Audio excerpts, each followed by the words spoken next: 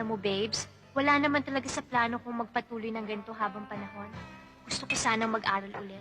2 taon na lang tapos na ako.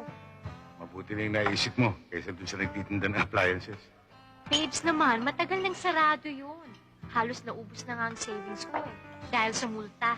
Mabuti na lang, hindi ka nakulong, ha? Dahil sa'yo, kaya salamat.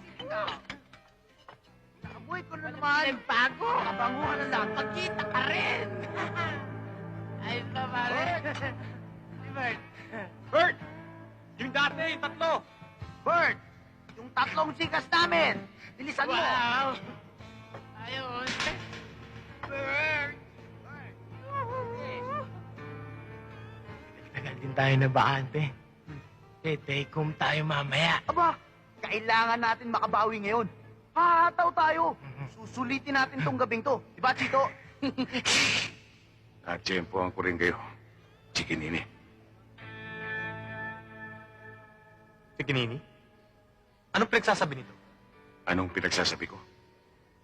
Ako ang asawa ng teacher na dinukot nyo. Pulis ako. Tama mo! May tama kayo! Sige, bumunot ka. Hayop ka.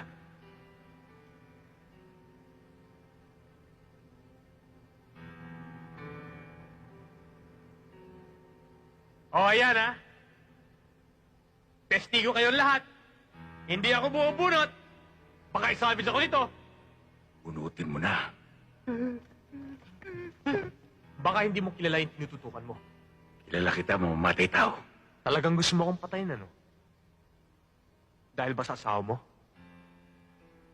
Nakatakas lang. Sayang, napasadahan ko sana.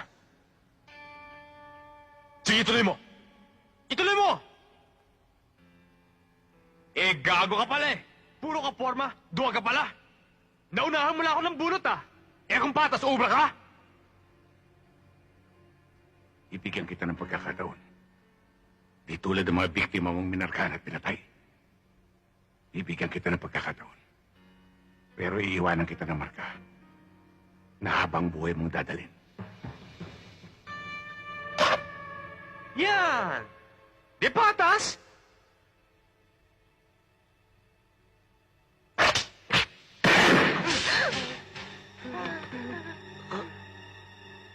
Yan ang marka.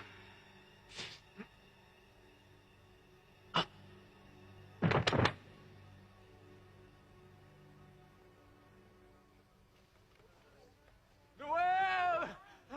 Ruel! Ruel! Paano na ako ito, Ruel? Dalihan nyo!